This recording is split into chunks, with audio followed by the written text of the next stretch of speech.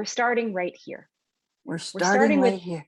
with the nature of women's conversations without a framework of somebody else's poetry or quotations or ideas or that whole realm of patriarchal clunk. This is the way it is, work within the form. And we're not starting today with worrying about our social profile. We're going to have a down-to-earth, godlike, goddess-like conversation between two women who are 40 years apart in age, who live on opposite corners of North America, darn near, and who have much in common. Yes. I am an old woman. Marisa, I am the wise woman. I am the crone. Marisa is the queen. So the mother, the queen, where are we? I started a minute ago to tell Marisa about a story that happened yesterday. Now, it's a pretty personal story, but that's what women do. They talk personal stories. I had a conversation with my doctor yesterday. He tells me, well, all of your tests show that you had a seizure on August 7th. And I say, no, I didn't. So we have the conversation. And I get off the phone conversation feeling, well, I don't want to say really don't want to say in a podcast exactly what I was feeling. Right. But let's just say I grabbed a jacket and I marched out of the house. I didn't take a cane. And I marched out into the bush and sat down. And when I came in from the bush, I had a conversation with a grandson out there. Came in from the bush and went, I have to rethink this whole thing. So you went out to the mother, you went out to the lady to connect with the land.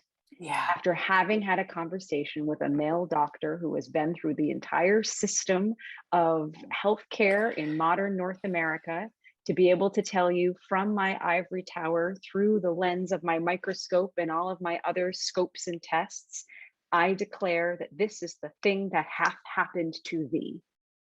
And there's actually a part in my own book that talks about we've never been called to be more sovereign than when we're wearing that paper gown, sitting in the doctor's office. Right. And this, the good part for me was I was sitting in my study, and don't get me wrong, this man, I love this doctor.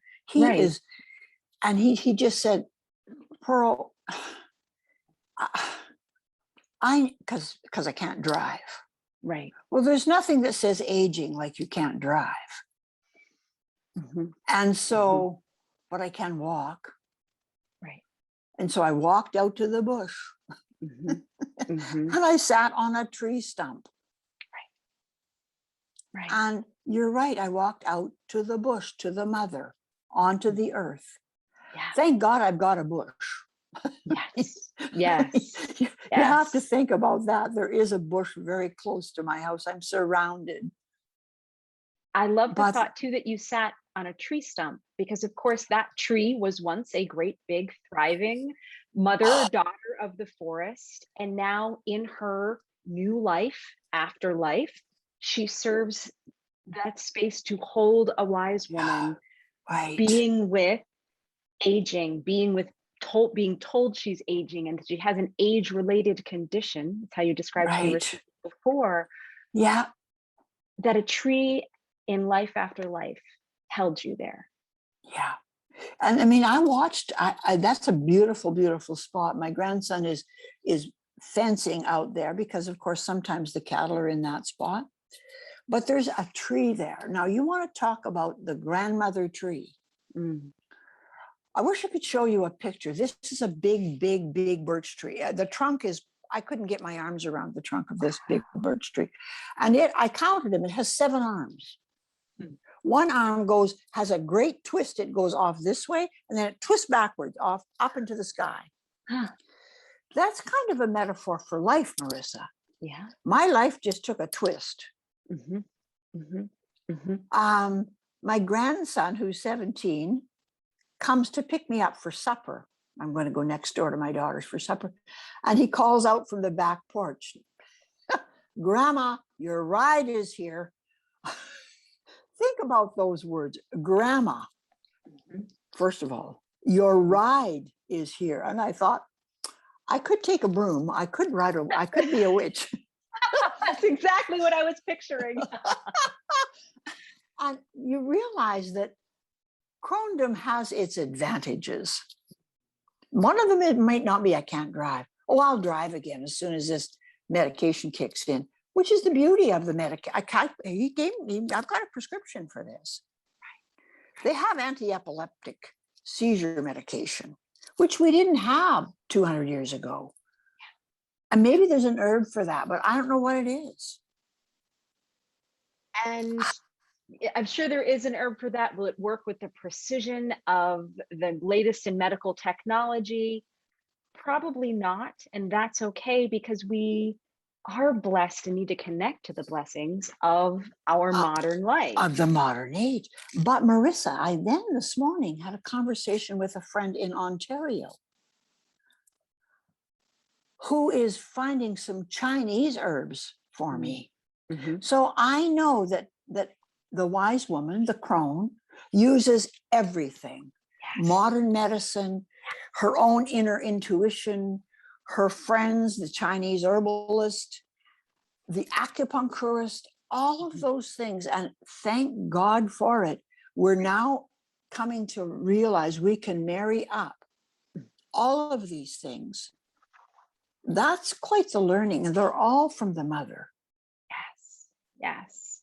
And that really is the medicine we need to remember to keep taking on those days when I think we slip back into some concept of the good old days. And as wise women, I think we may go back to matriarchal cultures from a few thousand years ago, forgetting, of course, that we would have had no teeth by the age of 26, and we might only live to 32 and be, the croniest of the crones. But it's in that sense of once upon a time, before all of our modern splintering, it must have been more whole. We must have been more connected. And that's just one more myth to dispel. Yes. Because if there's no such thing as apocalypse, which you and I have talked about, there's also no such thing as Eden. It's neither end was ever or could be true, right? There is no such place. There's no place in quantum physics. Place is just humanity's way of trying to put a boundary on something. Mm. But speaking of modern medicine and nostalgia, my mother was very, very fond of saying the only thing good about the good old days was that she was young. Huh. So she didn't wax nostalgic about the good old days. She threw out the sad irons. She did not want a wood cook stove. Yeah. Are you kidding me? Not. But what that seems to be the truest statement. What if we all recognized any version of the good old days are only that good because we felt that, because our knees were that cooperative. Yeah. We felt that good. Yeah. And before I was diagnosed with age onset epilepsy, let's just say in the spiritual dimension, I've been doing a lot of reading on that. There is the fourth dimension. There is, in fact, the fifth dimension. We visit it from time to time. Perhaps that's what epilepsy really is. There was no convulsive. There was no thrashing. I just sat in my chair and stared at my brother for 45 minutes while he went frantically crazy trying to find a phone number to phone an ambulance. So where did I go? Therein lies the question you get to live into for an unforeseeable amount of time, because it will only lead to greater questions. Very much so. And I think that's where the wise women and the mother have these conversations. That could well be a part of aging. What if I celebrate it? What if I go out in the bush, because I can still walk? Yep.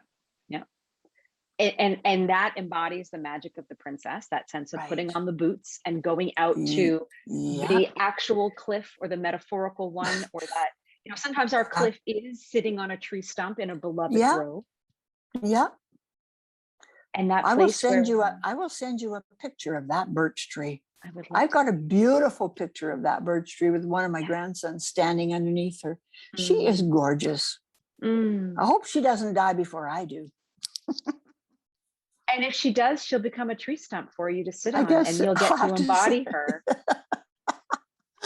You know, I love that you said she has 7 branches, because, we I talk sometimes know. about, how important 7 is, between 7 days and 7 sacraments and the 7 chakras that we often Yeah. ascribe to, and knowing that there are 8, 12, 24 beyond in that Right. concept of chakras, and that she has that one branch that took a turn, and it's almost like that's the bridge to the next world, Yeah. to the next way of being. It's quite exquisite, that branch. First of all, I thought it had fallen off and was caught in some other treetops, Mm, but it was actually coming right out from the trunk of that tree and was still connected, mm. Yeah. still connected. Still So here, connected. still connected. So here we are, Marissa. I think perhaps that's a good place to stop. I think it is. Thank you, Pearl. You're welcome. We'll talk next week. Sounds good. And that's another episode of Dreams, Sovereignty, and Wise Women Ways. Thank you so much for listening. We invite you to subscribe to this YouTube channel. That's at Marisa Goudy over on YouTube. And also look for our websites. Pearl can be found at dreamsalongtheway.com, and I can be found at marisagoudy.com.